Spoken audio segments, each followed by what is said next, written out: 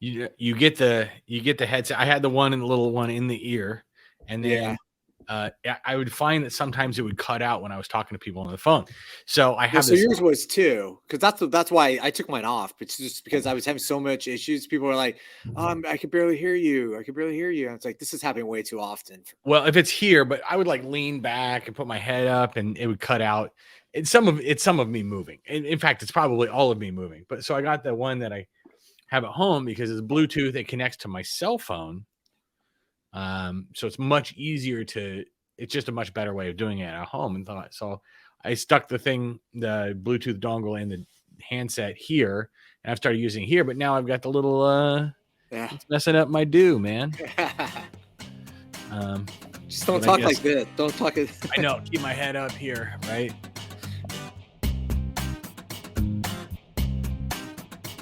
So before we begin with a frequently asked question, I don't know if I already told you this, but I've been moonlighting on my tennis racket with a different tennis racket. Did I tell you this already? Yeah. Oh man, I like the new used one I bought, and I'm struggling. I mean, there's nothing wrong with that. You just experiment and find out. Like today's the first day I'm gonna try out my new pickleball paddle.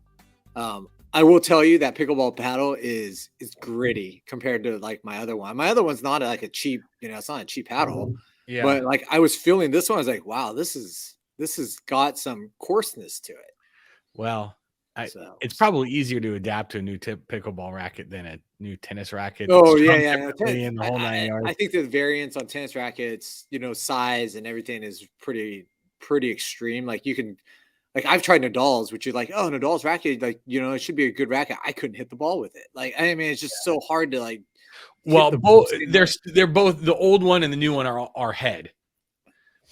Okay. So I guess there's some of that consistency, but sure. I'll tell you, I was using Babolat. I was using Roddick's Babolat. Then I went to tried Nadal's Babolat, and like I couldn't do it. It's just too different. Yeah, it was way too different. And but you're still playing with Babolat, right? Yeah, I play with like another version of a Babolat. So like, you're sorry. I've been using Wilson. I've been using Wilson for the last 7 or 8 years.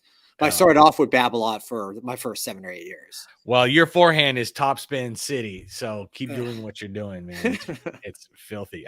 Henry asked to go play pickleball this weekend, and so we went out for a little while on Sunday, and it made me sad. I was like, "You sure you don't want to bring the tennis racket?" He's like, "No, let's go try it." I think he just wanted to try it because he hears about it. But yeah, which is maybe true of everybody. Limited. Like I said, I'm limited right now because I now have 2 pickleball pals. But yeah, well, he's playing tennis tonight, so enough with the pickleball for him. I can't speak for you. Yeah. Okay, well, let's get enough. This is a financial podcast, video, webcast, whatever it is that we're calling it, and so we will need to start an entirely different one if we want to talk tennis and pickleball, or tennis versus pickleball. So we have the frequently asked question we're starting with today is probably the single most often asked question of any financial advisor is, how much should I be saving for retirement? And it's hard.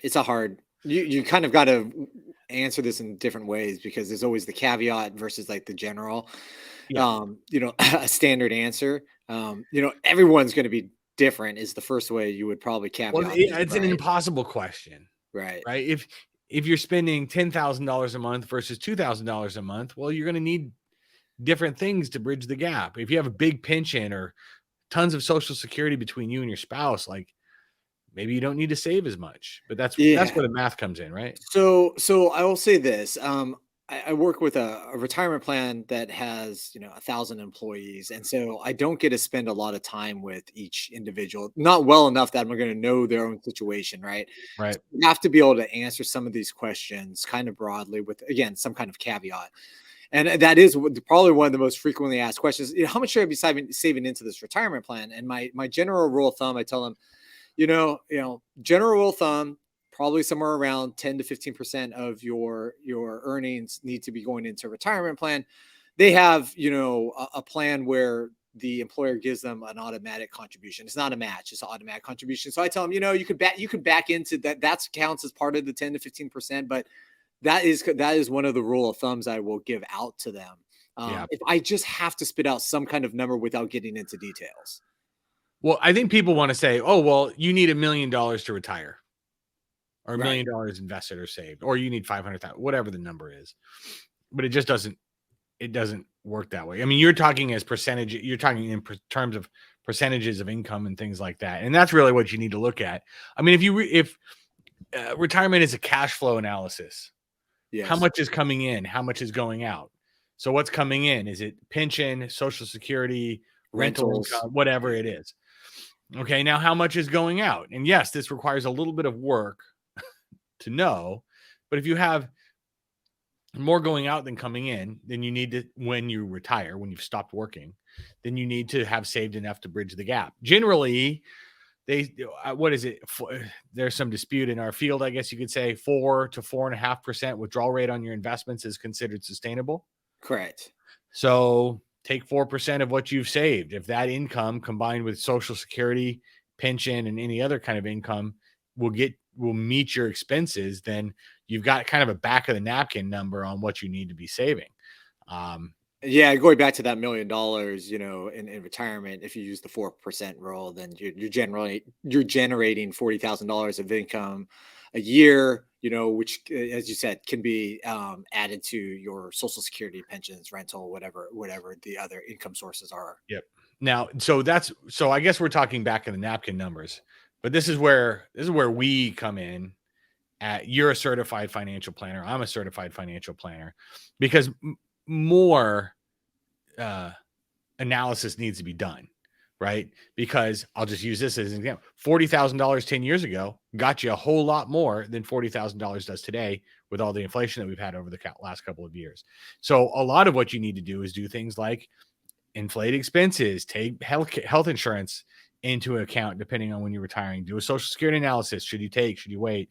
Not just inflate your expenses, but also add in other things that aren't maybe baked into your expenses. Well, goals change in retirement. People also have a kid getting married. You're going to need to buy a new car, I'm sure, a few times in retirement. People have expectations in terms of what they want to give to, maybe heirs when they pass away. And so therefore they don't want to dive too deeply into assets while other people are fine with it. Yeah. It's more than just making sure you can pay the cable bill or whatever, cell phone bill. Well, that's good. I mean, I think that's a good place to start this kind of answer to the question, because the answer to the question is how much you need to retire. And the answer, I guess, is to whatever you need to bridge the gap between what you have coming in and what you have going out when you're done working.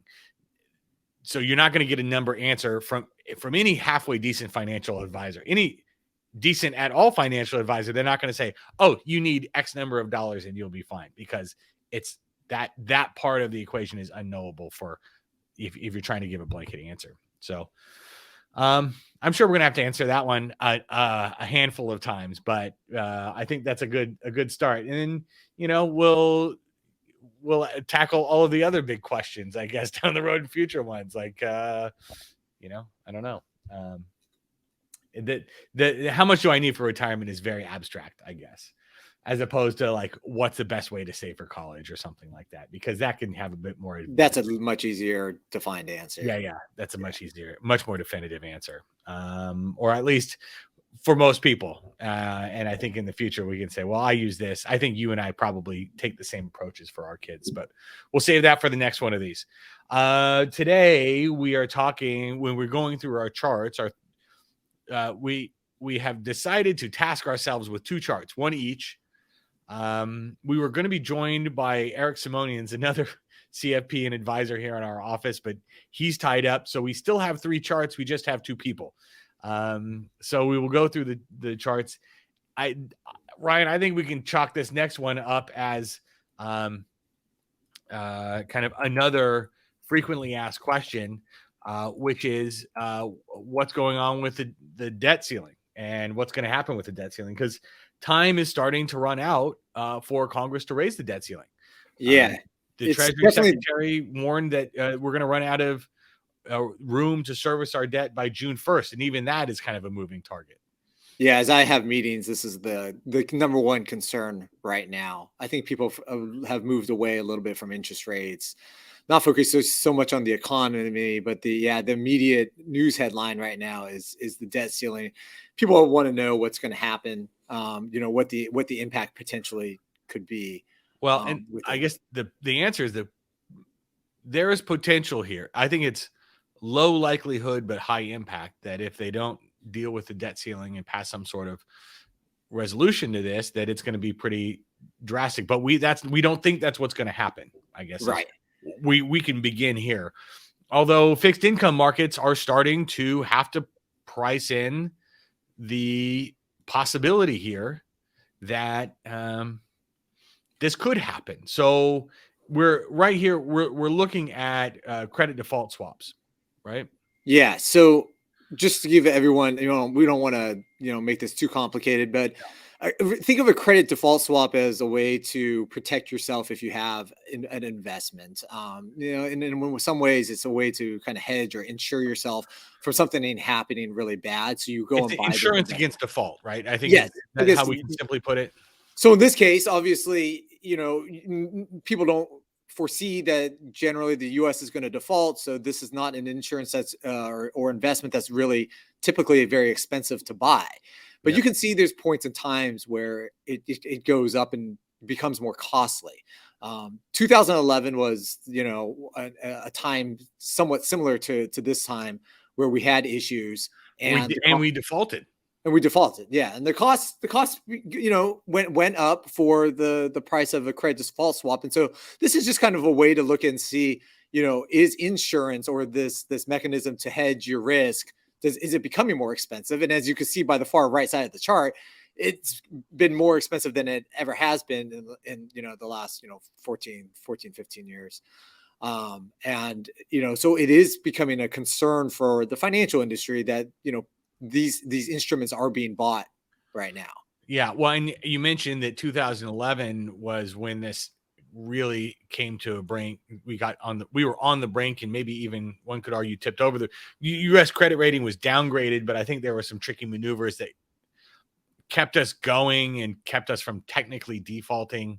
And the deal got done, not in the 11th hour, but in the 11 and a half hour, or one tick to midnight. But we can go back to 2011 and see what went on. One could argue over the last 12 years, we've amassed quite a bit more debt at cheaper levels. And so the implications could be worse here, but at least this is what happened to the indices during the debt ceiling crisis in 2011. So could this provide a bit of a roadmap? What do you think? Yeah, I think it gives you an idea of kind of the knee-jerk reaction that the markets can make when headline news takes over. People are uncertain. And as we always know, the market hates uncertainty. Sure. And this is kind of where we are today with, we don't know what's going to happen in Washington, the time frame in which it's going to happen. Yep. You could kind of see here, really the large stocks in the U.S. held up at least better. Everything was going down. Yeah. So let me jump in here, because if someone is just listening to this and not actually watching this video, I'll try and link to the show notes in the podcast, but the NASDAQ was down more than 13%. The S&P 500 was down, we'll call it 19.5, nearly 20%. I think you could take the optimistic view and say those outperformed small caps, which were down anywhere between 25 and 30%, between April and October of that year. But that's getting crushed. Yes. Right? Yes. The riskier element of being a small company was what got punished the most this last time. You can draw correlations and say that the scenario of 2011, the debt crisis, and we're having a debt crisis now is similar. You can't always just say that the same game plan or the same, stocks that did the best, over 10 years ago is going to play out the same way that it is today. That's a questionable, thing to try to predict, as we know the market's unpredictable.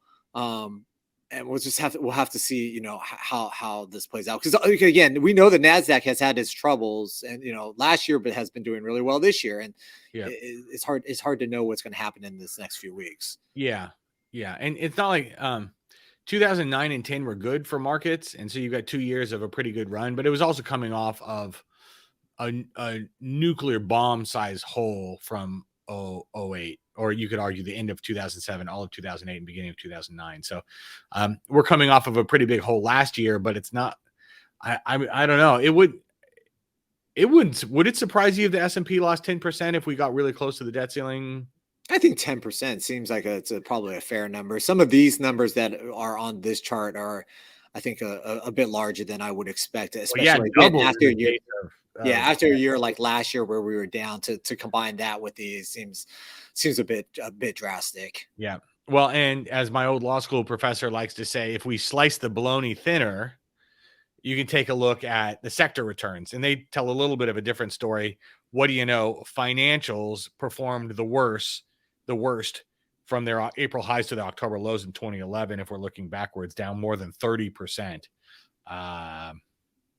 You're kind of having a financial problem when you're talking about debt, and I think financials get kind of tied into that. Now, as we all know, the latest issue that we seem to be dealing with the last couple of months has been a financial issue, which with the banks anyway. So they've too already this year have had a tremendously tough time, you know, and so it's hard to say whether they're going to be the ones that are going to go down the most if we do run into problems with this current debt ceiling. But you can see, like, consumer staples, the things that you got to be buying. Those are what people flock to in terms of stocks, because they are going to be the least affected as companies. Yeah. Defensive sectors, utilities, consumer staples came away relatively unscathed. Offensive, cyclical sectors, obviously led by financials, were easily the worst. I don't know. That's why I say this is, I think, unlikely, because the results would be, I don't know if catastrophic is the word, but man, this is like, it's self-inflicted, and it would really, really hurt not just investors, but everybody, and the country for that matter. Well, there's a sediment to this too. If we go past, or we actually do default, even if we default by, say, a day or 2 days, right? In a short amount of time, it's like you have egg on your face. And there's also the credit rating agencies that get involved in this, and you know how we are now perceived going forward can be different, because again, we decided to default versus getting this fixed before it actually happened. Yeah. I think it's not just as if things are going to go well and then go bad if we get close or hit the debt ceiling. With every day that passes, the screws are going to get turned more and more, certainly by markets, and in swaps. You're going to see it. You're going to see the pressure begin to intensify a bit. There is some grumblings, or there were over the weekend, that a deal is largely struck, but now we need to go through all the political theatrics to get us there, which is encouraging and a pathetic political commentary all in the same stroke. But it's about what politics is, though, for us right now, is that if they have a deal that they can be reached, but they got to go through the strokes to save face and do what they need to do, because that's what politics is. Let's be crystal clear. Like, Congress created a budget, and they're financing it through debt, but now they don't want to pay for the checks they already wrote. This is not about our ability to pay. This is about our willingness to pay. And if you think it's a good idea for the U.S. to not pay its obligations, you're in the wrong place. You know, I don't know how else to put it.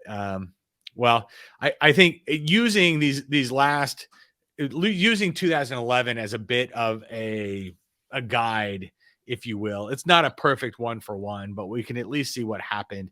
Maybe this can provide some context and create some expectations where you can say, hey, we've had a good run. We could very easily give it all back in one shot on the equity side if this doesn't get done. So you need to prepare for that possibility. I haven't had people running for the exits yet. I don't know. Have you? No, there is actually a flip side. We don't have a chart or any graphics to show what happened after in the second half of 2011. But, as things were resolved, the markets did come back. The year as a whole was actually flat. Yes. But we lost quite a bit in the middle. But 2011 and 2013 also were not great years. I think 13 was when we had was that Greece? Yeah. Defaulting, the Germans wanting to loan the Greeks more money on the contingency that the Greeks started acting more German. It was quite a time coming out. But, it took years to flesh out what went on in 2008, right? And now it's taking years to flesh out what went on in 2020. Even though we didn't have a bad year in markets, like the distortion that has come from the great financial crisis and then COVID, it just takes years to wash out. And this is, I think, one of those things where it's going to take, this is part of the process, unfortunately. Right. Okay. What are we reading, watching, listening to?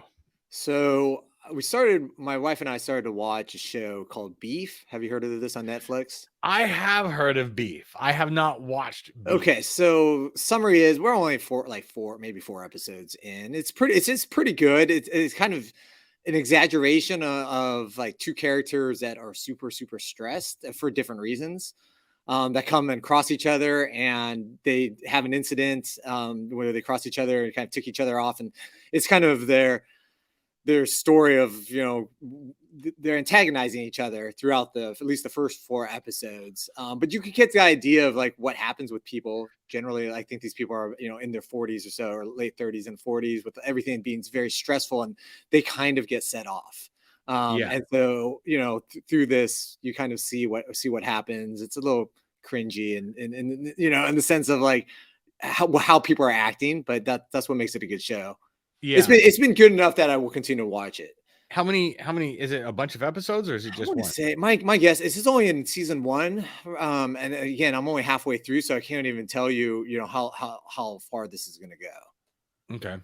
Well, but it's a season. My guess is it's probably 8 to 10 episodes.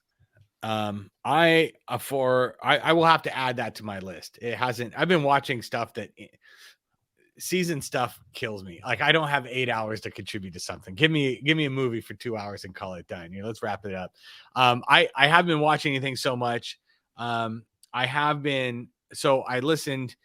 read kind of an older book, but it's If These Walls Could Talk, stories from the San Francisco 49ers. It's baseball season, I know, but I'm still smarting after the loss for the 49ers, so I had to read a book about the Niners. It was okay. It's a bunch of short stories about kind of locker room stuff. I did listen to one thing interesting. The episode 127 of the All In podcast. It was an interview of Robert Kennedy Jr., who apparently is a presidential candidate. And I've talked with some clients. Everybody is ready.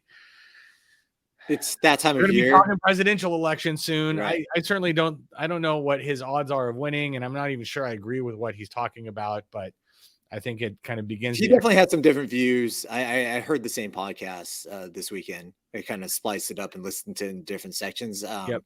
I do appreciate that the podcast may be a forum to have different candidates on it, sure, where you can hear them.